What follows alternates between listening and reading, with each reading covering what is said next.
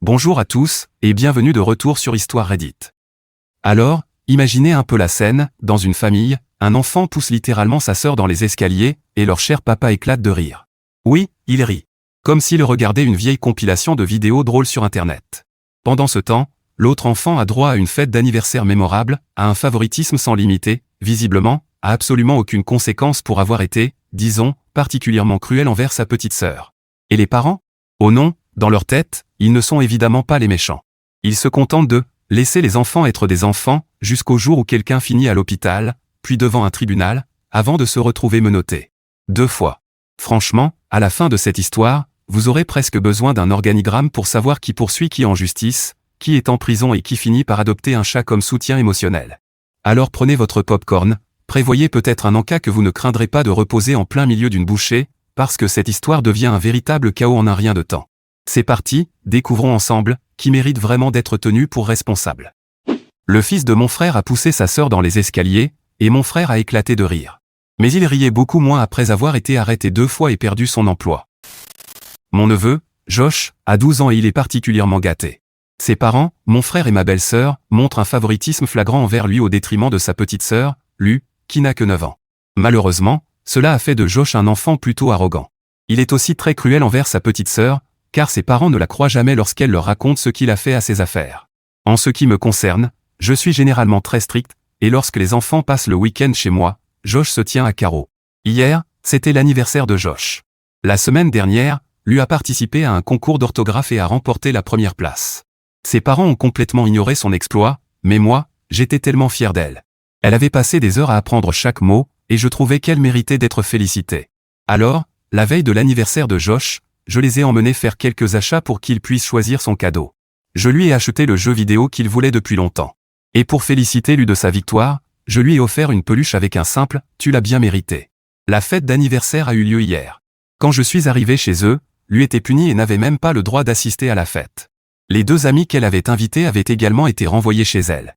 J'ai trouvé cette punition complètement disproportionnée et j'ai demandé ce qu'elle avait fait. En réalité, Josh et elle s'étaient disputés pour la télécommande. Josh était ensuite monté dans sa chambre, avait détruit la peluche que je lui avais offerte et lui avait lancé qu'elle ne la méritait pas, lui a crié dessus, mais c'est mon frère qui s'est mis en colère contre elle à cause de sa soi-disant crise de colère. Il l'a obligé à ramasser les morceaux de sa peluche en pleurant, puis à les jeter à la poubelle. Ensuite, il l'a privé de sortie. Au passage, c'est le meilleur ami de Josh qui m'a raconté toute l'histoire. Il m'a également confié que Josh avait encouragé ses parents à punir Lu. Je suis entré dans une colère noire. J'ai refusé de donner son cadeau d'anniversaire à Josh, en lui disant qu'il ne le méritait pas après avoir été aussi cruel envers sa sœur. J'ai aussi sévèrement recadré mon frère et ma belle-sœur en leur disant qu'ils devenaient d'une cruauté inimaginable envers leur propre fille. Aujourd'hui, toute ma famille est furieuse contre moi parce que j'ai refusé de donner son cadeau à Josh.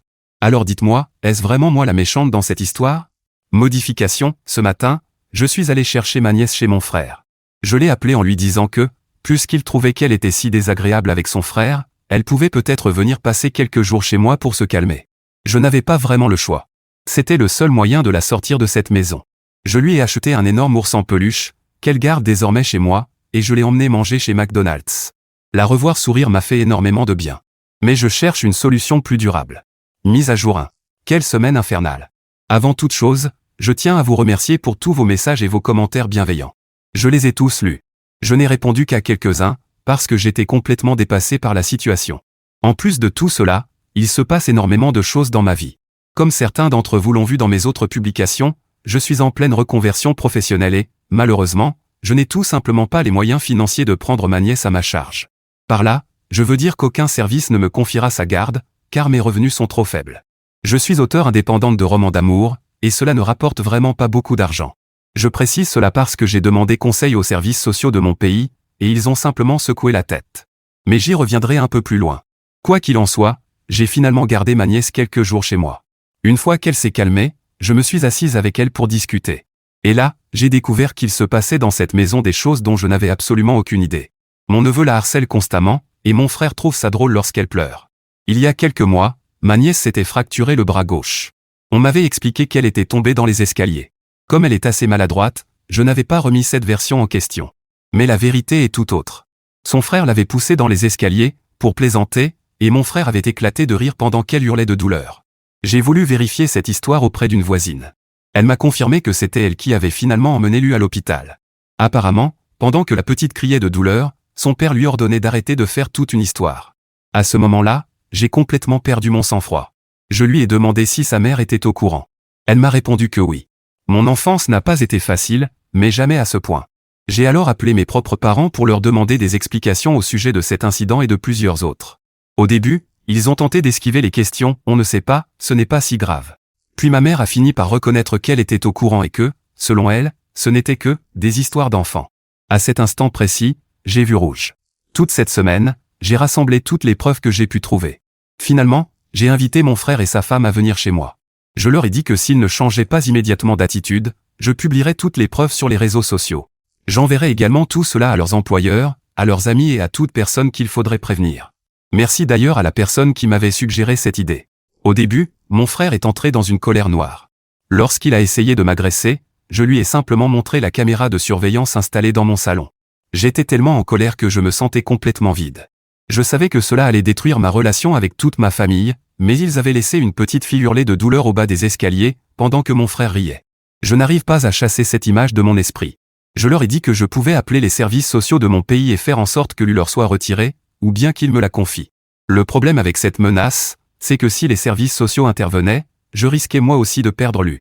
Je leur ai dit que, s'ils ne voulaient pas de leur fille, ils pouvaient me la donner. Ils pourraient faire comme si elle n'avait jamais existé. À ce moment-là, je parlais tellement vite que je ne me souviens même plus de tout ce que j'ai dit. Je leur ai expliqué que je prendrais en charge toutes ses dépenses, à l'exception de son assurance santé et de ses frais de scolarité. Je leur ai aussi dit qu'ils n'auraient plus jamais besoin de la revoir. Je n'arrêtais plus de parler. Ma belle-sœur s'est mise à pleurer en disant que je lui arrachais sa fille. J'avoue que cette remarque m'a fait exploser de colère. Je lui ai rappelé qu'elle avait voulu avorter de Lu lorsqu'elle était enceinte. À ce moment-là, je pleurais réellement de rage. J'avais envie de les frapper. Mon frère, lui, est resté silencieux. En réalité, il était en train d'y réfléchir. Je leur ai dit que c'était préférable à l'idée d'étaler leur linge sale en public, car si cela arrivait, leurs 2 enfants leur seraient retirés. Oui, c'était du chantage. Mais je n'avais plus aucune autre solution. Ils m'ont répondu qu'ils allaient y réfléchir. En attendant, Lu est resté avec moi. Ma belle-sœur s'est également montrée particulièrement odieuse. Selon ses propres mots, « garde cette petite salope ». Bien sûr, elle l'a dit dans notre langue. Je ne comprends toujours pas comment une mère peut parler de sa propre fille de cette façon. Mais, honnêtement, je m'en fiche complètement. Un de mes amis, qui est avocat, m'a conseillé d'obtenir un message vocal dans lequel il reconnaissait que Lu resterait chez moi. Ma belle-sœur l'a effectivement confirmé dans un message vocal. Depuis, Lu n'a jamais parlé de retourner chez elle et n'évoque pratiquement jamais ses parents. Hier, nous sommes allés acheter de la peinture couleur lavande, puis nous avons entièrement repeint la chambre d'amis pour qu'elle devienne sa chambre. J'ai également décidé d'accepter davantage de missions afin de commencer à économiser pour elle. J'avais déjà mis un peu d'argent de côté pour un éventuel fonds destiné à ses études universitaires, mais je vais travailler encore plus pour augmenter cette épargne et lui offrir une vie confortable. J'ai aussi reçu plusieurs appels de mes parents qui me criaient dessus. Je leur ai raccroché au nez. La seule personne qui me soutient réellement est mon cousin. Il m'a dit que si les services sociaux intervenaient, il pourrait accueillir Lu chez lui, et que je pourrais déménager plus près d'eux. Pour l'instant, je ne sais pas encore ce qui va se passer. Lu, elle, reste très silencieuse. Parfois elle est souriante, parfois elle se renferme complètement. J'ai peur qu'elle ait subi bien plus de maltraitance dans cette maison qu'elle ne veut bien en raconter. Mon ami avocat m'a recommandé une psychologue spécialisée dans les enfants. J'ai donc pris rendez-vous pour lundi. 3 jours se sont écoulés, et je n'ai reçu aucun appel de mon frère ni de ma belle-sœur. Mes parents continuent de m'appeler de temps en temps pour me hurler dessus, mais ils l'ont toujours fait, alors cela ne change pas grand-chose. J'ai le sentiment que mon plan peut fonctionner, parce que mon frère et ma belle-sœur ont vu le brouillon de la publication que j'avais préparé, avec toutes les photos et toutes les preuves. C'était suffisamment accablant pour mettre leur emploi en danger. Et, dans mon pays, les chaînes d'information raffolent de ce genre d'affaires, surtout lorsqu'elles concernent une famille instruite. Je ne sais pas. Je sais que le chantage est une mauvaise chose, mais je ne voyais tout simplement aucune autre solution. Mise à jour 2. J'ai reçu une avalanche de messages et de commentaires d'une gentillesse et d'une sincérité incroyable. Je sais que je ne pourrai pas répondre à tout le monde, mais je tiens à vous remercier du fond du cœur d'avoir pris le temps de m'écrire. Vous m'avez fait passer du sentiment d'être complètement seul à celui d'avoir toute une communauté derrière moi. Et c'est incroyablement réconfortant. À toutes les personnes qui ont proposé d'envoyer des cadeaux à Lu, de l'aider avec des vêtements ou d'autres choses encore, merci infiniment. Votre proposition me touche énormément, mais je veux que vous sachiez que mes amis la couvrent déjà de petites attentions. Ils lui achètent des cadeaux, l'emmènent en sortie et prennent soin d'elle. Elle possède maintenant au moins 10 peluches, dont un énorme ours grandeur nature que je lui ai offert, ainsi qu'une autre peluche offerte par ma très gentille voisine d'en face. Elle adore les serrer dans ses bras. Elle les a baptisés « Beau Fils ». Elle trouve ce nom très drôle, et moi aussi, surtout lorsqu'elle traverse le couloir en courant en criant « Beau, viens jouer ». À tous ceux qui m'ont proposé de m'aider dans ma reconversion professionnelle, qui m'ont envoyé des plans d'apprentissage, offert des cours particuliers ou même partagé leur compte de formation avec moi, que Dieu vous bénisse. Je prendrai certainement contact avec beaucoup d'entre vous si je rencontre des difficultés. Honnêtement, je me suis mise à pleurer en lisant tous vos messages. J'ai l'intention de suivre une formation en informatique sur Triouze, tout en complétant mon parcours avec de petits cours et plusieurs certifications. Encore une fois, merci infiniment à vous tous. Je n'ai même pas encore réussi à lire tous vos messages. Concernant la cagnotte GoFundMe dont plusieurs personnes m'ont parlé, même si je suis profondément reconnaissante de votre générosité, je préfère ne pas en créer une. Je ne suis pas riche, loin de là, mais j'ai tout de même quelques économies. Je vais continuer à travailler dur pour augmenter mes revenus et offrir à lui une vie aussi confortable que possible.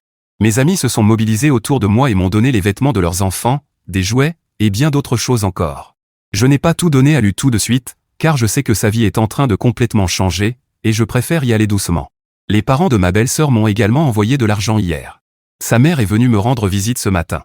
Elle n'a pas beaucoup parlé. Elle est simplement restée environ 1 heure, a demandé à Lucie si elle était heureuse, puis m'a donné de l'argent.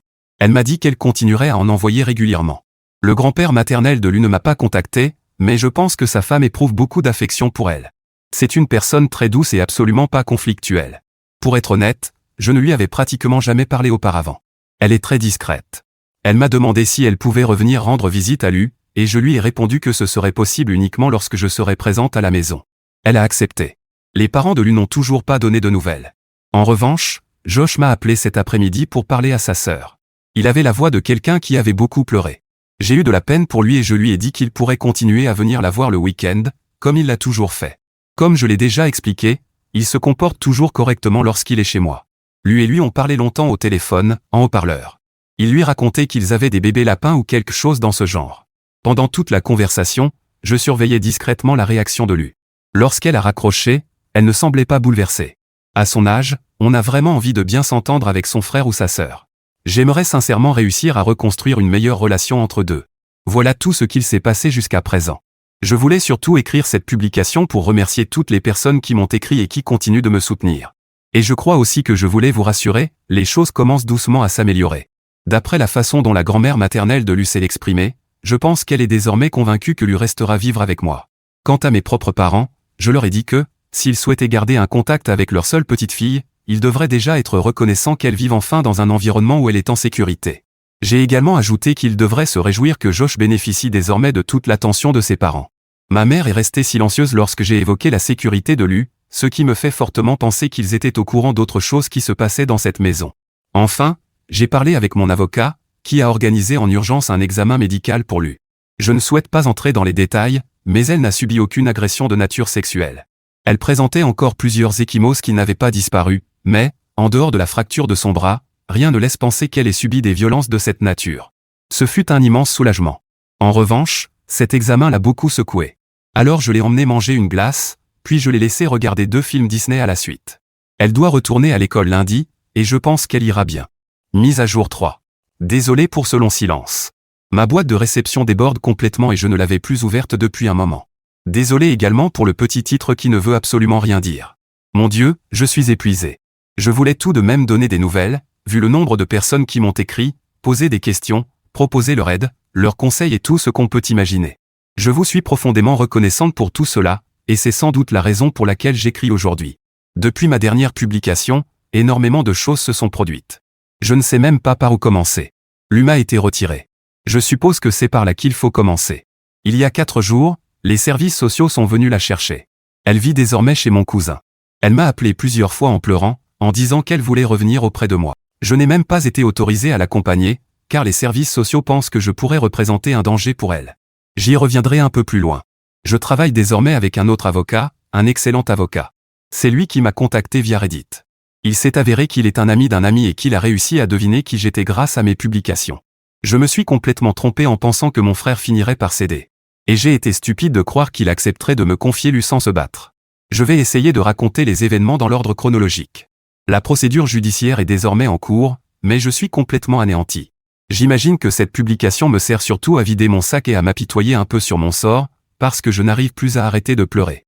Il y a 5 jours, j'étais chez moi avec Lu. Elle regardait un film pendant que je travaillais lorsqu'une coupure de courant est survenue. Chez nous, les coupures d'électricité programmées sont fréquentes, mais celle-ci ne figurait pas au planning. Je ne me suis pas particulièrement inquiété. Mon ordinateur portable était chargé, alors je l'ai laissé regarder son film dessus. À ce moment-là, je n'avais pas réalisé que, sans électricité, mes caméras de surveillance ne fonctionnaient plus. Pour faire court, mon frère avait volontairement coupé le disjoncteur principal. Puis il est entré chez moi par la force. J'ai poussé Lu dans ma chambre en lui demandant de verrouiller immédiatement la porte. Ensuite, il s'est jeté sur moi. Il m'a violemment frappé. Je pense sincèrement qu'il m'aurait tué si mes voisins n'avaient pas entendu tout le vacarme. Le père de ma voisine était chez lui. En voyant que ma porte était ouverte, il est accouru et a réussi à arracher mon frère de dessus moi. Pendant ce temps, ma voisine, sa fille, appelait la police. C'est à partir de là que les choses se sont compliquées. J'étais en sang. Mon visage est encore couvert d'ecchymoses et je ne peux toujours pas prendre appui sur ma jambe gauche. Mon frère a affirmé que j'avais enlevé Lu, que j'abusais sexuellement d'elle et de Josh, et qu'il était simplement venu la récupérer. J'avais des preuves montrant qu'il m'avait volontairement confié Lu. Quant aux accusations d'abus, c'était la parole de Lu contre celle de son frère et de ses parents. Oui, apparemment, Josh répétait ses accusations comme un perroquet. Les 2 policiers arrivés sur place ont immédiatement trouvé la situation étrange lorsque Lu s'est accroché à moi sans vouloir me lâcher et a refusé de partir. Je ne sais toujours pas comment j'ai réussi à garder mon sang-froid à ce moment-là, mais j'ai réussi à appeler mon avocat, qui a pris les choses en main. J'ai dû être transporté à l'hôpital. Mes blessures sont impressionnantes, mais, dans l'ensemble, je vais à peu près bien. À toutes les personnes qui m'avaient conseillé d'enregistrer les conversations et de conserver des preuves, merci. Leurs accusations, ainsi que les enregistrements où ma belle-sœur reconnaissait m'avoir confié Lu, ont considérablement affaibli leur version des faits. Mais cela a tout de même suffi pour que les services de protection de l'enfance interviennent. Ils ont retiré Josh et Lu de leur foyer parce que j'ai enfin raconté tout ce qui se passait. J'avais accumulé des montagnes de preuves, et je leur ai tout remis. À ce moment-là, j'étais encore dans mon appartement. Je n'étais pas encore parti pour l'hôpital. Je n'arrivais pas à quitter les lieux tant j'étais en larmes. Mon avocat était en route. J'avais peur que, si je partais, il rende immédiatement Lu à mon frère. Et lorsque je parle des services sociaux, je fais en réalité référence à l'équivalent de la protection de l'enfance dans mon pays. Nous n'avons pas exactement les mêmes services sociaux, mais il s'agit bien d'un organisme gouvernemental chargé de protéger les enfants. J'ai porté plainte contre mon frère. Une assistante de la protection de l'enfance devait venir le lendemain, mais j'ai finalement dû être hospitalisé. Les policiers m'ont accompagné et m'ont autorisé à garder Lu auprès de moi. Je n'ai aucune fracture, ce qui m'a permis de sortir de l'hôpital dès le lendemain après-midi. Je tiens également à préciser que mes parents sont venus me rendre visite à l'hôpital et ont essayé d'emmener Lu avec eux. Mais le policier qui était présent avec moi les en a empêchés. De mon côté, je protestais également. Je suis obligé de passer certains détails sous silence parce que je suis mentalement épuisé en ce moment. Mais, en résumé, il y a 4 jours, une travailleuse de la protection de l'enfance est venue me voir. Elle m'a expliqué qu'en raison des accusations portées contre moi, ils étaient obligés de retirer provisoirement Lu de ma garde jusqu'à la fin de l'enquête. C'est finalement mon cousin qui l'a accueilli chez lui. Quant à Josh, il est désormais chez mes parents. Toute cette affaire est encore en cours. Je ne comprends toujours pas pourquoi ils ont pris cette décision. Je suis complètement sous le choc. Je suis épuisé. J'entends encore les pleurs de Lu résonner dans ma tête. Je ne sais même pas pourquoi il ne me quitte pas. La nuit, je me réveille en sursaut, persuadé que quelqu'un se trouve dans ma chambre. Depuis cette agression, je dors avec toutes les lumières allumées. Une amie dort chez moi depuis que tout cela est arrivé. L'un de mes amis m'a même offert un petit générateur pour mon appartement afin que mes caméras de surveillance continuent de fonctionner et que les lumières restent allumées si le courant est de nouveau coupé. Pendant ce temps, ma belle-sœur raconte à tout le monde que j'ai maltraité ses enfants. Mes parents m'ont appelé plusieurs fois, mais je n'ai répondu à aucun de leurs appels. Mon avocat souhaite que je passe une évaluation psychologique. Mon frère est actuellement en prison parce que j'ai porté plainte contre lui, mais j'ai appris que mes parents comptaient payer sa caution. J'ai l'impression que toute ma vie est partie en morceaux. Modification, je veux simplement préciser une chose. Je sais qu'en ce moment cette publication donne l'impression de parler uniquement de moi et encore de moi. Mais c'est sincèrement ce que je ressens aujourd'hui. Lu est bouleversée, mais elle est en sécurité chez mon cousin, sa femme et leurs enfants. Elle s'entend très bien avec ses cousins. Alors, au moins, je sais qu'elle est entre de bonnes mains. Bon les amis, attendez une seconde, c'est moi. Voilà la vérité qui dérange, parfois, faire ce qui est juste ne vous récompense pas. Au contraire, cela vous punit d'abord. Cette femme s'est fait passer à tabac chez elle, a failli perdre la vie en protégeant un enfant qui n'était même pas légalement le sien, et le seul, merci, qu'elle a reçu, c'est une accusation d'abus sexuel, avant que ce même enfant ne lui soit retiré quelques jours plus tard. Ce n'est pas la justice qui prend son temps. C'est le fonctionnement habituel du système, considérer tout le monde comme un suspect avant de chercher la vérité, tout en laissant ceux qui ont réellement fait preuve de courage affronter cette épreuve seuls, dans une totale incertitude. Et honnêtement, c'est ça qui me bouleverse. Pas la violence, mais la solitude qui vient juste après. Être blessé, terrorisé, dormir avec toutes les lumières allumées, et malgré tout devoir encore prouver qu'on n'est pas le monstre de cette histoire. Voilà parfois le véritable prix à payer quand on décide de protéger quelqu'un. Personne ne vous prévient qu'en voulant sauver un enfant, vous risquez de perdre votre sécurité, votre réputation, et même cet enfant lui-même, au moins temporairement. Je pense que beaucoup d'entre nous aiment croire qu'ils feraient ce qu'il faut s'ils étaient témoins de maltraitance. Mais ici, le courage n'avait rien d'héroïque. Il avait le visage de l'épuisement, des ecchymoses et des larmes versées seul dans un appartement, en attendant qu'un avocat puisse enfin vous aider. Alors peut-être que la véritable leçon n'est pas que le bien triomphe toujours rapidement. C'est que faire ce qui est juste pour protéger une personne vulnérable signifie parfois traverser un véritable chaos, sans la moindre garantie que tout finira bien. Et pourtant, elle l'a fait quand même. Maintenant, revenons à l'histoire de l'OP. Mise à jour 4. Cette mise à jour sera assez courte, mais elle apporte tout de même une bonne nouvelle. Un petit rayon de soleil dans toute cette histoire. L'assistante de la protection de l'enfance est venue me voir ce matin. Elle m'a expliqué qu'au vu de toutes les preuves recueillies par son service, ainsi que des entretiens réalisés avec les voisins et les enseignants, ils étaient désormais certains que les accusations de mon frère et de ma belle-sœur étaient totalement infondées. Les preuves réunies contre eux sont accablantes. L'élément le plus important est qu'ils ont placé lui et Josh séparément afin qu'ils soient évalués par un psychologue spécialisé dans les enfants. Aucun des deux ne présente le moindre signe d'abus sexuel. Josh a finalement avoué que ses parents lui avaient demandé de raconter cette histoire. Les deux enfants ont désormais été définitivement retirés de la garde de mon frère et de ma belle-sœur. L'assistante sociale m'a également confié qu'elle trouvait, tout comme beaucoup d'entre vous, profondément inquiétante la façon dont ma belle-sœur parlait de lui. Les autorités envisagent même de leur retirer définitivement leurs droits parentaux. C'est ce qu'elle m'a expliqué. L'enquête va naturellement se poursuivre, mais comme cette accusation n'a été formulée qu'oralement et n'a jamais fait l'objet d'une plainte officielle, elle pense que je n'aurai aucun problème. À présent, je suis autorisé à rendre visite à lui, sous surveillance. Je compte lui apporter du matériel de loisirs créatifs afin que nous puissions fabriquer des choses ensemble avec ses cousines, et je passerai une nuit chez mon cousin.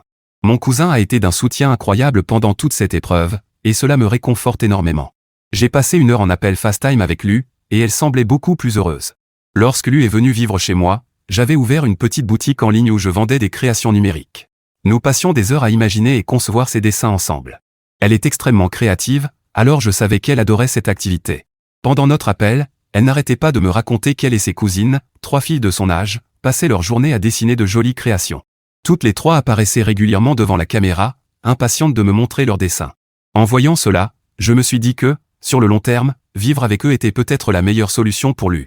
Mon cousin m'a même confié que, si les choses continuaient dans cette direction, lui et sa femme envisageraient sérieusement de l'adopter. Il y aurait encore beaucoup de choses à raconter à ce sujet, mais même si c'est une bonne nouvelle, en parler me rend un peu triste. Alors je préfère ne pas entrer dans les détails pour l'instant. Lui et sa femme ont avancé d'excellentes raisons, parfaitement sensées. Mon frère, quant à lui, a perdu son emploi. Je ne l'avais pas mentionné dans ma précédente publication. Ce n'est pas seulement parce qu'il est allé en prison. C'est aussi parce que j'ai révélé sur les réseaux sociaux ce qu'il avait fait, ainsi que ma belle-sœur, en identifiant directement leurs collègues. Autant dire que cela n'a pas été très bien accueilli par ma famille. Mes parents sont venus chez moi et m'ont fait tout un discours. Ils ne m'ont même pas demandé comment j'allais physiquement. Ils n'ont cessé de répéter que j'avais détruit la famille de mon frère parce que je n'avais pas été capable de laisser les choses telles qu'elles étaient. Mon avocat était justement présent chez moi à ce moment-là, et il a pris un certain plaisir à les mettre dehors. Voilà où les choses en sont aujourd'hui. J'ai le sentiment que je ne récupérerai peut-être jamais la garde de Lu. Mais, honnêtement, la famille auprès de laquelle elle vit aujourd'hui est probablement ce qu'il y a de mieux pour elle, aussi bien sur le plan affectif que financier. Aujourd'hui, j'ai pris rendez-vous avec un psychologue. Ma première séance aura lieu la semaine prochaine. Beaucoup d'entre vous m'ont fait remarquer que j'étais probablement encore traumatisé par l'effraction et l'agression. Et ils ont raison. Je ne sais pas vraiment quoi penser de Josh. Je sais que rien de tout cela n'est entièrement de sa faute. Mais une partie de moi lui en veut malgré tout, et je sais que ce n'est pas juste. Je ne l'ai pas recontacté, et je n'en ai aucune envie. Mes amis me disent qu'une fois toute cette affaire terminée, il aura besoin de quelqu'un pour le soutenir. Selon eux, s'il reste vivre chez mes parents, il finira par suivre exactement le même chemin que mon frère. Je crois qu'ils essaient de me faire comprendre que je devrais l'accueillir chez moi le moment venu. Honnêtement, je ne sais pas. Je n'en ai pas envie. Je n'arrive pas à oublier qu'il a déclaré au service de protection de l'enfance que je l'avais agressé sexuellement. Mon cousin, de son côté, a refusé de le prendre chez lui. Voilà donc une mise à jour à moitié heureuse, à moitié triste. Mon cousin viendra me chercher d'ici quelques heures. J'ai acheté des kits de peinture sur verre pour les filles, ainsi que des perles et du fil afin qu'elles puissent fabriquer des bracelets ensemble. Mise à jour 5. Cela fait un moment depuis ma dernière mise à jour. J'hésitais à en publier une nouvelle, mais j'ai reçu tellement de demandes que je me suis finalement décidé. D'un point de vue juridique, mon nom a été totalement blanchi. À tous les niveaux. Étonnamment, cela n'a pas pris si longtemps. Il y a quelques jours, j'ai eu une longue conversation avec Josh. Enfin, ce n'était pas prévu.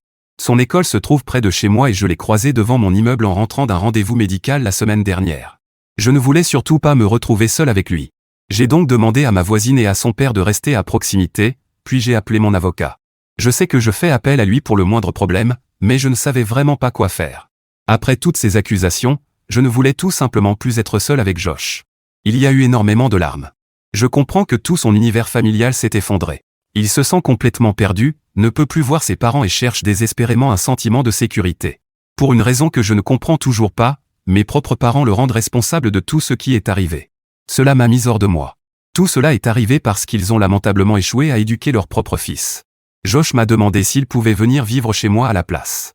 La travailleuse sociale responsable du dossier souhaitait pourtant maintenir Josh et lui séparer. Mon avocat l'a immédiatement appelé pour lui expliquer la situation. Elle est arrivée chez moi moins d'1 heure plus tard. Je dois dire qu'on entend beaucoup de choses sur ce métier, mais cette femme est d'une gentillesse incroyable. Elle a d'abord écouté Josh, puis elle m'a reçu en privé. Je lui ai expliqué toutes mes inquiétudes.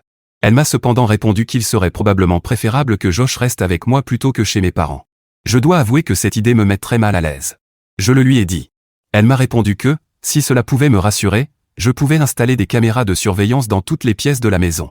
Selon la psychologue qui suit Josh, il est actuellement soumis à un stress beaucoup trop important. Ses résultats scolaires se sont effondrés. Il dort très mal. Et, malgré tout ce qui s'est passé, il dit se sentir plus en sécurité chez moi. Josh vit donc désormais avec moi. Je fais de mon mieux pour me comporter normalement avec lui, mais je crois que j'ai commis quelques erreurs. Lorsqu'il essaie de me prendre dans ses bras, par exemple, j'ai tendance à me reculer instinctivement. Avant-hier, je l'ai surpris en train de pleurer à cause de cela. Je m'en veux énormément. Je lui ai expliqué que j'avais simplement besoin d'un peu de temps et que je l'aimais malgré tout. Il est complètement bouleversé. Avant, c'était un garçon bruyant, sûr de lui et plein d'énergie. Aujourd'hui, il n'est plus du tout comme ça. Il a de profondes cernes sous les yeux, paraît constamment épuisé et reste silencieux la plupart du temps. J'en parle beaucoup avec ma thérapeute. Elle m'a conseillé de le laisser revenir progressivement dans ma vie, petit à petit. Selon elle, lui aussi a vécu un traumatisme, même s'il est différent. J'ai donc recommencé à lui témoigner un peu plus d'affection physique, comme je le faisais autrefois. Et cela semble lui faire beaucoup de bien. Cela ne fait qu'une semaine, alors j'espère sincèrement qu'il ira mieux avec le temps. Beaucoup d'entre vous m'ont conseillé de prendre mes distances avec lui. Mais lorsque ces 2 enfants sont nés, j'étais déjà là. J'ai toujours été très présente dans leur vie. Josh m'a demandé s'il pouvait voir Lu. Je lui ai répondu que ce n'était pas encore possible. Il a semblé le comprendre. Il lui a même fabriqué une carte, mais je la garde pour l'instant.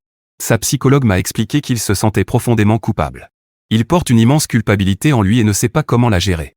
Aujourd'hui, je l'ai emmené au cinéma. Il attendait cette sortie avec impatience depuis longtemps. Pourtant, il s'est endormi pendant tout le film. Je suis très inquiète pour lui. Mais sa psychologue me répète sans cesse de lui laisser du temps et de continuer à lui donner de l'amour. Mes parents sont toujours furieux. Mon frère et ma belle-sœur également. J'ai reçu plusieurs appels de leur part. Ma belle-sœur est même venue jusqu'à chez moi. C'est d'ailleurs l'une des raisons pour lesquelles j'envisage sérieusement de déménager. Je ne m'y sens plus en sécurité. Toute ma famille semble avoir perdu la raison. Selon eux, j'ai détruit leur réputation, leur famille et toute leur vie. Pendant ce temps, Lu va très bien. Elle s'épanouit pleinement. Comme beaucoup d'entre vous l'avaient dit, vivre dans une famille stable avec 2 parents est bénéfique pour elle. Au début, elle m'appelait très souvent. Mais, depuis environ 2 semaines, ces appels se sont espacés. Et je pense que c'est une bonne chose. Cela signifie probablement qu'elle s'adapte enfin à sa nouvelle vie. Mon cousin et sa femme l'adorent. Ses cousines sont ravies de l'avoir avec elle. De mon côté, j'ai commencé une thérapie et tout se passe très bien. Ma jambe va beaucoup mieux. Et mon visage ressemble enfin un peu moins à celui de quelqu'un qui aurait servi de cahier de coloriage à un enfant. Je fais encore des cauchemars. Mais, en ce moment, je m'appuie énormément sur ma foi en Dieu. Cela m'aide à garder l'esprit occupé. Mise à jour 6. J'ai reçu énormément de messages me demandant des nouvelles. Je suis également désolé de ne pas avoir répondu à tout le monde. Ces dernières semaines ont été particulièrement mouvementées. Lu s'est très bien adaptée à la famille de mon cousin. Elle m'appelle beaucoup moins qu'avant. Mais lorsque je prends de ses nouvelles, je constate qu'elle s'épanouit réellement là-bas. J'ai parfois l'impression que je représente, pour elle, un rappel des pires moments de sa vie. C'est sans doute pour cette raison qu'elle communique moins avec moi aujourd'hui.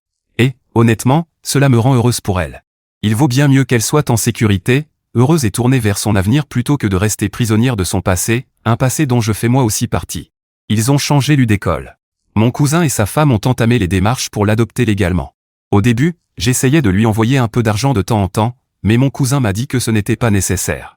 Elle n'utilise plus beaucoup sa boutique Etsy non plus, mais elle reçoit de l'argent de poche. Je lui ai offert une petite tirelire Mickey Mouse pour qu'elle puisse commencer à économiser. Quant à Josh, il va bientôt quitter ma garde. Tout se passe bien lorsqu'il est avec moi, mais son thérapeute estime qu'il a lui aussi besoin d'un nouveau départ. J'ai des cousins dans une autre ville. Ils ont un fils du même âge que Josh. Ils m'ont contacté et m'ont demandé s'ils pouvaient l'accueillir chez eux. Ils connaissent toute l'histoire et je pense qu'ils veulent simplement lui donner une chance. Je l'ai déjà emmené leur rendre visite à 2 reprises. Je lui ai expliqué la situation, tout comme son thérapeute. Le problème, c'est que je ne peux pas obtenir légalement sa garde. Enfin, je pourrais, mais comme je suis célibataire, les démarches juridiques seraient longues et compliquées. De plus, toute cette affaire risquerait d'être remise sur le tapis, ce qui ne serait absolument pas bon pour lui. Par ailleurs, l'assistante de la protection de l'enfance qui nous accompagne depuis le début de cette histoire estime elle aussi que c'est la meilleure solution pour Josh. Comme je l'avais déjà dit, Josh va beaucoup mieux aujourd'hui. Mais après tout ce qui s'est passé, ses camarades d'école savent ce qu'il a fait. Il a perdu presque tous ses amis. Lorsque je lui ai expliqué qu'il pourrait être adopté, il m'a demandé s'il changerait d'école et s'il pourrait se faire de nouveaux amis. Je crois que c'est ce qu'il désire plus que tout. Il a énormément changé. C'est un garçon calme, renfermé, profondément triste. Lui manque. En revanche, ses parents ne lui manquent pas, lui pensent également souvent à lui, mais les blessures qu'ils portent tous les deux sont telles qu'ils doivent d'abord guérir chacun de leur côté. Son thérapeute insiste pour qu'il n'ait absolument aucun contact avec ses parents ni avec ses grands-parents. Même avec lui, pour le moment.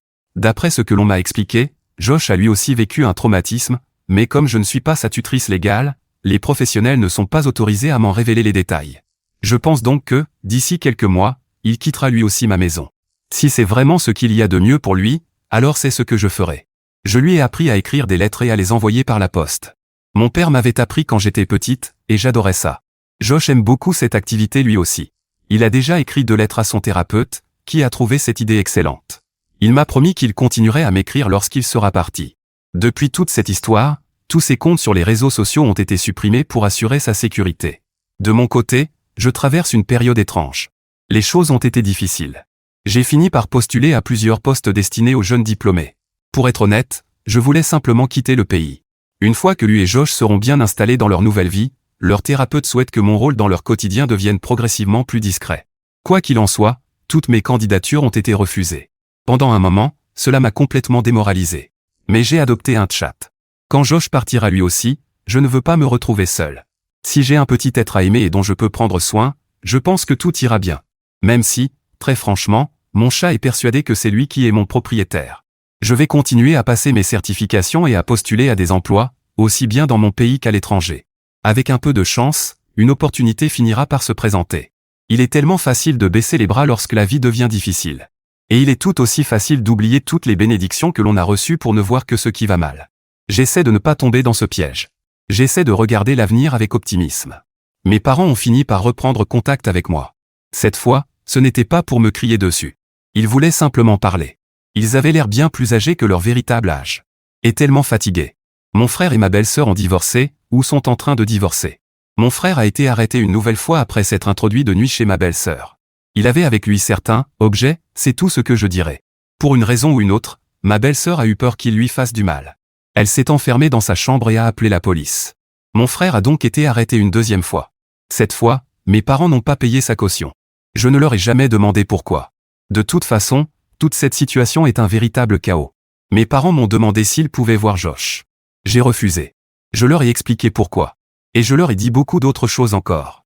Cette fois, ils ne se sont pas disputés avec moi. Ils ont simplement écouté. Puis ils sont repartis. Je ne veux plus faire partie de tout ce drame.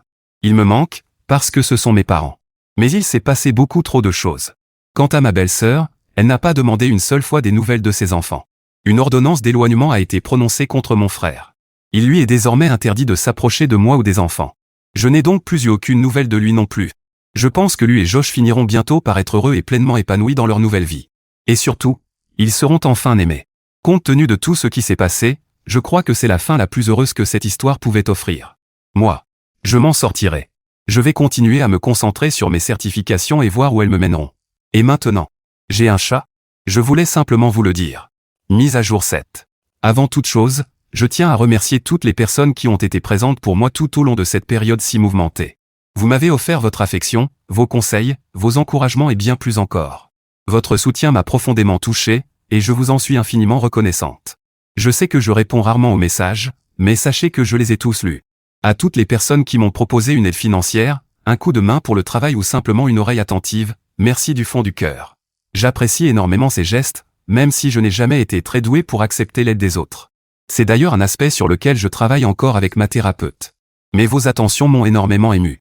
Vous m'avez donné le sentiment que je n'avais qu'à tendre la main pour que quelqu'un la saisisse. Et cela a représenté bien plus pour moi que vous ne pouvez l'imaginer. Écrire toutes ces publications m'a également beaucoup aidé. Pouvoir me confier à vous lorsque je ne voyais plus d'issue, lorsque j'étais incapable de prendre du recul, m'a fait un bien immense, d'une manière que vous ne soupçonnez peut-être pas. Ces derniers mois ont été terribles, et ma vie a complètement changé. Et, d'une certaine manière, c'est aussi grâce à cette communauté. Concernant les nouvelles, Lu s'épanouit pleinement, ce qui est une merveilleuse chose. Josh est lui aussi parti rejoindre sa nouvelle famille. Il s'adapte progressivement à sa nouvelle vie. Tous les deux ont mon numéro de téléphone et savent que je serai toujours là pour eux s'ils ont un jour besoin de moi. Mais désormais, il est temps pour moi de me concentrer sur ma propre vie. Je veux perdre du poids, reprendre une activité physique, poursuivre mes formations en analyse de données, continuer à écrire et, qui sait, peut-être publier mes propres livres un jour. Je n'ai que 29 ans. J'ai envie de voyager, de grandir et de prendre enfin soin de moi. Est-ce que les enfants sont heureux? Ou le seront-ils bientôt? J'aime croire que oui. Et cette pensée m'apporte une immense paix intérieure. J'ai voulu écrire cette dernière mise à jour parce que je sais que vous avez tous fait partie de cette aventure. Et certaines histoires méritent simplement une véritable conclusion. Heureusement, je suis convaincu que Josh et Lu deviendront des adultes forts, équilibrés et dotés d'une grande intelligence émotionnelle. Je tenais à ce que vous le sachiez. Je ne publierai plus d'autres nouvelles à leur sujet. Je resterai sur Reddit, mais ce chapitre de ma vie est désormais terminé. Je souhaite simplement que ces deux enfants soient heureux. Et je crois sincèrement qu'ils le seront. Peut-être qu'un jour, lorsqu'ils seront adultes, ils tomberont sur ces publications. Mais cela appartient encore à un avenir très lointain. Alors merci à chacun d'entre vous. Merci pour votre gentillesse, vos prières et toutes vos pensées bienveillantes. Vous m'avez donné bien plus de force que vous ne l'imaginez. Alors, ma famille YouTube, voici mon avis sur cette histoire. Ce qui me marque le plus, c'est que tout ce cauchemar a commencé parce que deux parents ont décidé qu'un de leurs enfants méritait plus d'amour que l'autre. C'est aussi simple que ça. C'est la véritable origine de tout. Josh n'est pas né cruel. Il l'est devenu, petit à petit, chaque fois que ses parents riaient au lieu de le reprendre, chaque fois qu'ils le croyaient sur parole plutôt que lu, sans même lui poser la moindre question. Les enfants ne sont pas stupides, ils apprennent très vite ce qui est récompensé dans une famille. Et Josh a appris que la cruauté était pratiquement un trait de caractère que ses parents trouvaient adorable. Et Lu, sincèrement, elle m'a brisé le cœur. Une petite fille de 9 ans qui remporte un concours d'orthographe grâce à son travail et à ses efforts, et ses propres parents sont incapables de reconnaître sa réussite. En revanche, sa tante, elle, le fait. À lui seul, ce détail montre qui était la véritable personne auprès de qui Lu se sentait en sécurité. C'est la vitesse à laquelle tout a dégénéré, un simple désaccord autour d'une fête d'anniversaire s'est transformé en intrusion au domicile, en séjour à l'hôpital et même en peine de prison. Ce n'est pas des enfants qui font des bêtises. Ce sont des années de dysfonctionnements ignorés qui ont fini par exploser. Mais, honnêtement, celui qui me reste le plus en tête, c'est Josh. Parce qu'à la fin de l'histoire, il n'est même plus le méchant. C'est juste un enfant brisé, qui a été abandonné par les adultes autant que Lu, mais d'une manière complètement différente. Le favoritisme ne détruit pas seulement l'enfant mis de côté. Il détruit aussi l'enfant préféré, parce que personne ne lui a jamais appris les limites, le respect ou l'empathie. La plus grande leçon de cette histoire? Le silence protège les abus. La tante n'a commencé à faire bouger les choses qu'à partir du moment où elle a tout documenté, enregistré les conversations et refusé de se taire simplement pour préserver la paix. Les vérités dérangeantes ne guérissent pas toutes seules, il faut parfois les mettre en pleine lumière. Et honnêtement, cette histoire prouve que faire ce qui est juste n'est pas toujours simple, ni confortable, ni même facile sur le plan juridique. C'est compliqué, coûteux, ça peut détruire des relations, mais cela reste malgré tout la bonne chose à faire. Alors dites-moi, selon vous, qui a le plus failli envers ces deux enfants? Partagez votre avis dans les commentaires. Et merci d'avoir passé ce moment avec moi sur Histoire Reddit.